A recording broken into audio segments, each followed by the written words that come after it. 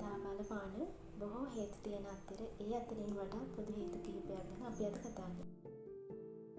ඇනෝවුලේෂන් කියන්නේ කාන්තාවකගේ ඩිම්බ මෝචනය නොවීම. ඩිම්බ මෝචනය කියලා කියන්නේ කාන්තාවකගේ ඩිම්බ කෝෂයෙන් පරිණත ඩිම්බ මුදා හැරීම. ගර්භාෂයේ ශ්ලේෂ්මල පටලය එන්ඩෝමෙට්‍රියම් ලෙස හඳුන්වන අතර ගැබ් ගැනීමක් නොවේ නම් මාසික එන්ඩෝමෙට්‍රියම් පටල බිඳ වැටී ඔසප් රුධිර වාහනය ලෙස ශරීරයෙන් පිටතට ගමන් කරනවා. එන්ඩෝමෙට්‍රියම් පටල ගර්භාෂයෙන් පිටතට වර්ධනය වීම නිසා එන්ඩෝමෙට්‍රියෝසිස් කියන තත්ත්වය හටගන්නවා. එහිදී ගර්භාෂ ව්‍යුහයේ වෙනස් වීම වගේම පැලෝපිය නාල අවහිර වීම විය හැකි බැවින් ශුක්‍රාණු ඩිම්බ වෙත ළඟා වීම හා සංසේචනය වීම වැළැක්විය හැකියි.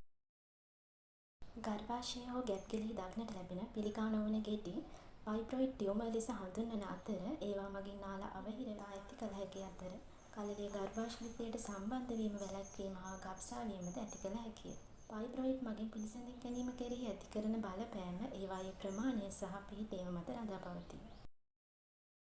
මව්කිරි නිපදවීම සඳහා ක්‍රියා කරන ප්‍රොලැක්ටින් හෝමෝනය අධික ලෙස නිපදවීම නිසා හයිපර් ප්‍රොලැක්ටිනීමියා කියන තත්ත්වය ඇතිවන අතර මෙහිදී ප්‍රොලැක්ටින් වැඩිවීම නිසා ඩිම්බ මෝචනය මැඩ පැවැත්වීම සිදුවිය හැකිය. ඉම්යුනොලොජිකල් ඉන්ෆර්ටිලිටි කියන තත්ත්වය බොහෝ විට පිරිමින් තුළ සිදුවේ. පිරිමි ප්‍රතිශක්තිකරණ පද්ධතියට තමන්ගේම ශුක්‍රාණු සෛල ආක්‍රමණය කරන්නාක් මෙන් ප්‍රතික්‍රියා කළ හැකි අතර එය ආසාදනයක්, පිළිකාවක් හෝ වාසික්ටෝමියක් නිසා විය හැකියි. එමගින් ශුක්‍රාණු චලනයට බාධා කරයි. ඩිම්බ මෝචනය හා ඊළඟ ඔසප් චක්‍රයේ ආරම්භය අතර කාලය ලුටියල් අවධිය ලෙස හඳුන්වනවා. ලුටියල් අවධියේදී දෝෂයක් පවතී නම් ඩිම්බ මෝචනය හා ඔසප් වීම අතර ගර්භාෂයේ ශ්ලේෂ්මල පටලය ගොඩනැගීමට ප්‍රමාණවත් තරම් කාලයක් නොමැති වීමද මේ සඳහා හේතුවක් විය හැකියි. කාන්තා පුරුෂ ප්‍රජනක පද්ධතිවල සිදුවන නාල අවහිර වීම නිසාද ඩිම්බ හා ශුක්‍රාණු පිටවීම වැළැක්වීම සිදුවිය හැකිය.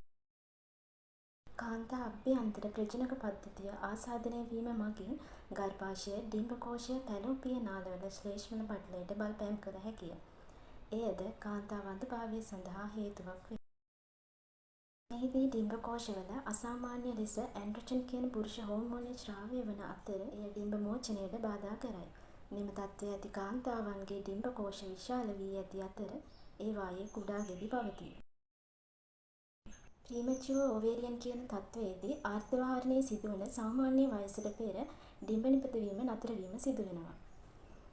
ඒ වගේම යෝනි මාර්ගයේ හා ගර්භාෂයේ උපතින් ඇතිවන දෝෂද ගැබ් ගැනීම අඩාල වීම සඳහා හේතුවක් වෙනවා. කාන්තාවන් ගැබ් ගැනීම ප්‍රමාද වීම හෙවත් කාන්තා වඳභාවයට මේ කියන කරුණු බලපාන අතර නියමිත වෛද්‍ය ප්‍රතිකාර මගින් ඔබට එම තත්ත්වයෙන් මිදිය හැකිය. තවත් දවසක හමු වෙන බලාපොරොත්තු වෙන අතර